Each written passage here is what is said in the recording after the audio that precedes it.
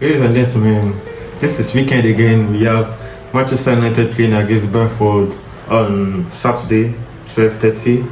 First match of the week. I think Brentford is at home.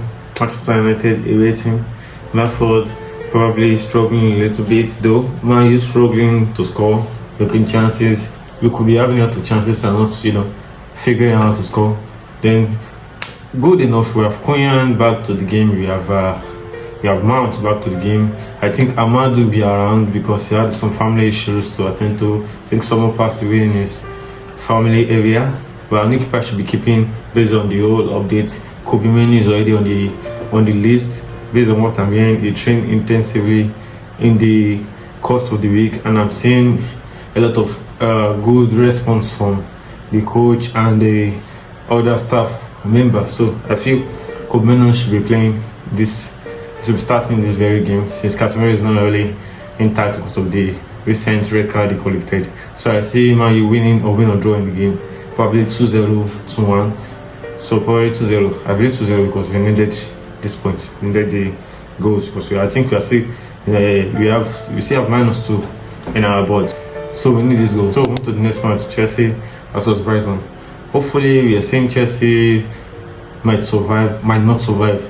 I'm talking about Brighton here. Brighton that plays against big team and they became very strong.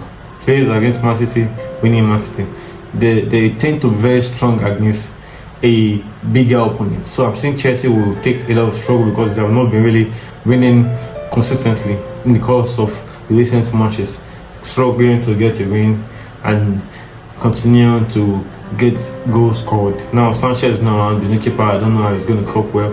But I'm saying Brighton give him a tough time. So I'm giving Brighton a win or draw, probably a draw or a win or for Brighton. Hopefully Chelsea will survive it. I say survive it because it's going to be hard for them, right? So let's move to the next game. We have Crystal Palace, Liverpool. Crystal Palace a bit struggling a little bit, struggling a little bit. But let's talk about Liverpool. Liverpool has been consistent. Even to the 9 minutes, though they are struggling in 9 minutes. If you have checked the recent game against Burnley, they had to score in the 94 minutes. Against Everton, they scored 2 early goals. Everton started pressuring them after the 1 goal. 2-1 to the end of the match was a lot of pressure. Look at the match during the week also. Pressure to the end of the game. They had to score very late in the game to seal the win. They have been facing pressure in the last minute of the game. But I don't know if Sabbath can be able to push too much for that pressure. Hopefully they can. That is about Liverpool, but I believe that should be a win or a win or draw. Probably Liverpool 2-1 again, 2-1 or 1-0. 2-1 or 1-0 for Liverpool. So we go to lead. I can't say they're struggling, they're trying. Lead away from relegation has been strong. Last game 3-1 against Wolf. Not really that good, so I can't really make a lot of ball. 3-1 is a good scoreline, right? Hopefully it's not gonna be too hard. But I give it a go. It's gonna be a tough match. I give it a go for them. Because lead, I don't see them as team that backs down easily. Against the Bournemouth, it's more like we are the same thing, yeah? So I'm saying a draw, go in that game. So let's move to Man City, Burnley. Burnley against Liverpool made it hard for them.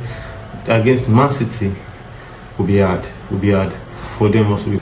Though we see them having issues beating big team, but they are making it tough for big teams. So I hope Man City can, survive it. So I probably give Man City a win because they keep the ball.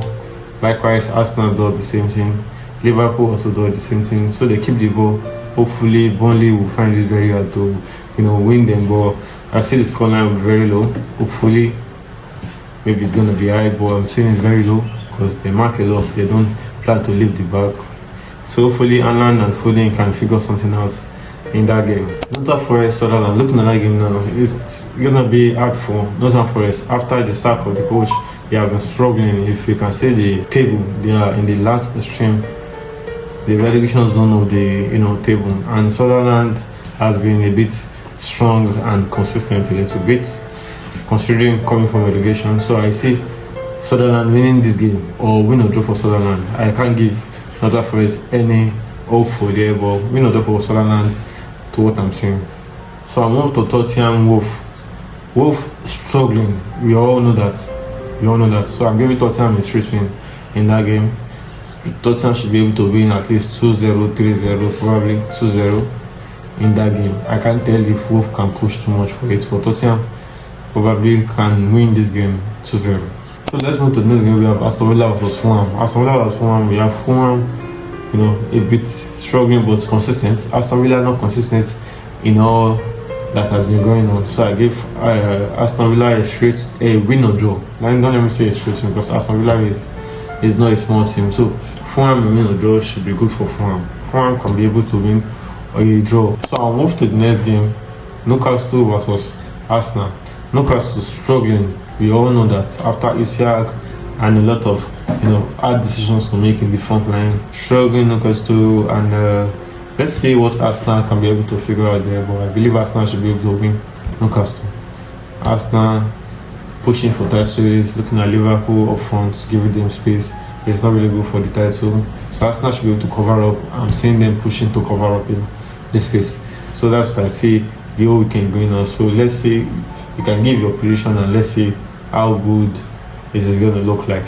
But for me, I've given a lot of predictions. Tottenham should be able to win 2-0 in that game. We have Liverpool, we have Man City versus Burnley. Man City should be able to win 2-0, 1-0, 3-0 in that game. Man U should be able to win Brentford. Looking at the game, Brentford struggling a little bit. Man U, thinking of making points as soon as possible, getting out to chances and should be able to score from it. Hopefully, Konya could add up to that in this very game. So, Man U, I'm giving Man U a win or draw, a win. Let's see how it goes. Man U win or go a win. Or let's say 2-1. But I don't know if Man U is going to keep a clean sheet. We have Chelsea, Brighton. Brighton should be able to win or a draw. Let's say 2-1, at most 3-1 or 2-2 for the game.